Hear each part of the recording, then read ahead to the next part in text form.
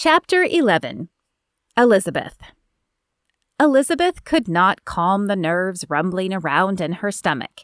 It was Sunday morning, and not only was it her first time attending church with Carl, which was nerve-wracking in itself, but she was to meet with the women of the town afterwards for a sewing circle. She loved to sew, but she didn't have close female friends. Growing up, she'd always been too different, too independent. Even the girls she had been friends with when she was younger had lost touch with her once they were married. Other than Mary, the woman at the saloon that she'd become close to before she left, Elizabeth had never really had female friends. But perhaps that was going to change today. Taking a deep breath, she pulled the bedroom door open and headed for the kitchen. Carl turned at the sound of her footsteps and paused, the coffee urn in hand. "You look very pretty. Is that a new dress?" Elizabeth glanced down at the dress. It wasn't new, but she'd stitched on some lace and a fancy pocket that seemed to give new life to the old garment. "No, but thank you." A soft heat crawled up her neck as she moved to start breakfast. Carl still hadn't poured the coffee or moved. "Is your hair different too?" Elizabeth's hand touched the back of her hair, pulled up in a twist on her neck. "Yes, I thought I should put it up for church. Does it look all right? I can change it down if not." It had been so long since she'd been in a church that she didn't really know what the right dress was, but she figured a proper hairstyle was expected. "No, it looks fine. I just haven't seen it that way before." "Oh, well, yes, it takes longer to put it like this, so I generally don't bother, especially if I'm going to be working around the house or in the garden, as it will just fall out of place." "That is understandable." But still he didn't move. Elizabeth wasn't sure what to make of his reaction. He was staring at her in a way that she wasn't used to, and it sent a small shiver down her spine. "Is everything all right?" "What? Oh, yes, sorry." He turned to fill a cup with coffee, but Elizabeth did not miss the pink that blossomed up his neck. What did that mean? Deciding she didn't have time to worry about it, Elizabeth dismissed the thought from her mind and began preparing breakfast. By the time it was ready, Carl was at the table with his Bible open and his coffee half gone. "Would you like a refill?" she asked, as she set a plate of Johnny cakes in front of him. "Thank you. That would be nice." Elizabeth nodded and took his mug to refill it. "Did you attend church back in Chicago?" he asked as she lifted the kettle from the stove. "I did, until my father got sick. Then it was hard to get him to go, and after he passed..." She paused, not wanting to tell him about her life after. "I'm sorry," he said. "I didn't mean to bring up painful memories." Elizabeth took her chair and poured syrup on her Johnny cakes. "No, that's okay. I miss my father, but I've missed attending church as well. I'm looking forward to attending with you." "As am I. Shall we pray?" As Carl prayed, Elizabeth found her eyes lifting to study him. Though he had a rough exterior, she had only seen the softer side of him. He was patient and kind with her. And though she doubted he enjoyed it, he had made no mention of reclaiming his bed yet. She had never cared for a man besides her father, and she had no idea what love might feel like, but she could not deny that Carl made her feel safe. The rest of breakfast passed in silence, but it was a comfortable one. Carl continued reading his Bible as he ate, and Elizabeth thought through scenarios of the day. She had no idea what to expect, and her mind ran rampant with possibilities. When breakfast was finished, Elizabeth grabbed the new fabric they'd purchased and her sewing supplies and followed Carl outside. She waited on the porch while he brought the wagon around, and when she had climbed into the wagon, Carl urged the horses towards town. It wasn't a long trip, but by the time they reached the outskirts of town, Elizabeth's stomach felt as if every fiber inside was bunched and knotted together. "What do I do with my things?" Elizabeth asked, as Carl tied the horses up. "Leave them in the wagon. No one will mess with them." He held out his hand and helped her down, and for the first time, Elizabeth wanted to hold his hand a little longer. There was a silent strength that flowed from him that she wished she could siphon into her own resolve. She nodded and allowed him to lead her to the church. The church looked even smaller when it was filled with people, but it was well maintained and clean. Carl led her to a row and she slipped in, but she hadn't even taken a seat when people began coming up to them.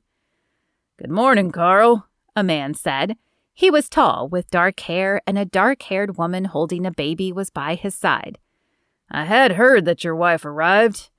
"Good morning, Jessie, Mrs. Jennings," Carl said, as he shook hands with the man. "This is Elizabeth." The man nodded. "Pleased to meet you, Mrs. Baxter. This is my wife, Kate." The dark-haired woman smiled. "I'm so happy to make your acquaintance. Emma told me she invited you to the sewing social after church, and I'm delighted that you'll be able to join us. I was new to this town myself, so I understand feeling a bit on the outside, but I think you'll find the women very welcoming here." "Thank you. I'm looking forward to it." Elizabeth wasn't sure that was exactly the truth, but the nerves in her stomach had appeared to settle slightly, so perhaps that was a sign. As Jessie and Kate made their way to their seats, a few other people approached them. Carl introduced her to each one, but she doubted she would remember all the names, and she was beginning to wish people would just let her take her seat. Finally, there was a tapping from the front, and she looked up to see Pastor Lewis smiling out at them. Just like the first time she'd met him, his smile exuded a warmth and calmed the nerves bunching in her stomach. "Good morning, everyone. It is such a blessed day, and I know you are enjoying socializing with each other, but let's quiet down and turn our focus to the service." He began with a few hymns that Elizabeth didn't know the words to. Carl sang beside her, but his voice was soft, as if he either wasn't sure of the words or wasn't confident in his voice. It sounded pleasant to her, but she was no expert. When the songs finished, the sermon began. Pastor Lewis had a melodic voice and he was engaging, but Elizabeth still found it hard to concentrate on the words being said. Her mind remained focused on the sewing social afterwards. Too soon, the sermon came to an end, and the church sang another song to end the service. Then Carl was leading her from the aisle. "I'll take you to the barn where the women are meeting. Are you sure you're comfortable with Emma returning you? If not, I can stay." He said the words, but she could tell he didn't want her to ask him to stay. She knew he had work to do back at the farm, but she was touched that he even offered. "I will be fine. It's just a group of women sewing. How bad could it be?" She didn't expect anything unusual to happen, but she'd been around enough women to know that wasn't always the case. They exited the church, and she followed him back to the wagon to grab her things, and then to a small barn-like building about 50 feet away. "This is our town hall and meeting place," he said, "at least for smaller groups, or on Sundays when the church is in use. Otherwise, we generally use the church." "That makes sense," Elizabeth said. It wasn't like there were many other options in this small town for town meetings. Before Carl even reached the door, it swung open and a startled Emma stared back at them. "Oh, sorry. I hope I didn't scare you. I was just going to see if Kate needed any help with the baby. But come on in, Elizabeth. I'm so glad you could join us, and I'll introduce you to the others before I go." Though still nervous, Elizabeth nodded and followed Emma inside. Carl bid her farewell, and then he was gone. The area was a single room with no furniture besides the chairs arranged in a circle. There were 5 chairs, but only 2 of them were taken at the moment. "Elizabeth, I'd like you to meet my sister Carrie and our friend Sarah," Emma said, pointing to each girl as she said their name. Carrie looked a little younger than Elizabeth assumed Emma and Sarah were, but she had a kind face. Sarah spoke first. "Nice to meet you, Elizabeth. You married Carl, is that right?" Elizabeth nodded. "I did. I know it's not conventional, but when my father died, it seemed like a good opportunity." "We know all about unconventional," Sarah said. "Have you met Kate yet?" "I believe so. The woman with the baby, right?" Yep, that's her. She was a mail-order bride, too, though she wasn't supposed to marry Deputy Jennings. Her husband is a deputy? Elizabeth hadn't seen anything on the man to denote him as law enforcement. Perhaps there was no need in a town this small? Not anymore. He stepped down when he found out Kate was pregnant, but he was. I see. Well, that explained the lack of a badge on him. But what did you mean that Kate wasn't supposed to marry him? While Sarah regales you with that story, I'm going to go check on Kate, Emma said, touching her elbow. Will you be all right? I think so. Thank you. Emma slipped out the door and Sarah pulled Elizabeth to the empty seat between her and Carrie. So Kate had accepted a mail-order bride ad, but on her way here, her stagecoach was robbed. Elizabeth gasped and covered her mouth with her hand. She had never even considered getting robbed on her way here. Though her journey had been long, she was thankful it hadn't been dangerous. That's awful. What did she do? Well, the men wore masks, but she saw a scar on one of the men's hands. When she got to town, her betrothed picked her up, but she felt like something was off. Just before the ceremony, he took off his gloves, and she saw the same scar. She was about to marry the man who robbed her. The story sounded so unbelievable that Elizabeth wondered if Sarah was pulling her leg. However, the woman seemed earnest, and Carrie was nodding along. How did she get away? She ran and stole a horse, but of course the guy chased her. By the time she reached Deputy Jennings, she was in bad shape, and he had to help her. Kate had no money, having been robbed, so Deputy Jennings offered to marry her.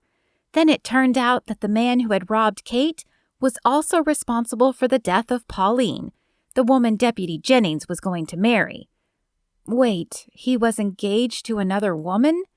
Before he became a deputy, Carrie said, trying to clarify the story. It was after Pauline's death that he donned the badge to try and bring her killers to justice. Wow, that must have been hard for Kate to deal with. She supposed she was glad that Carl didn't seem to come with the baggage. At least he hadn't mentioned being married before, and the homestead certainly didn't have a woman's touch to it. But perhaps she should ask, just to be sure. It was tricky at first, Sarah continued, but marrying someone was the only way she could stay, so she accepted his proposal, and their marriage eventually turned into one of love. They make a wonderful pair, though not everyone was thrilled at first.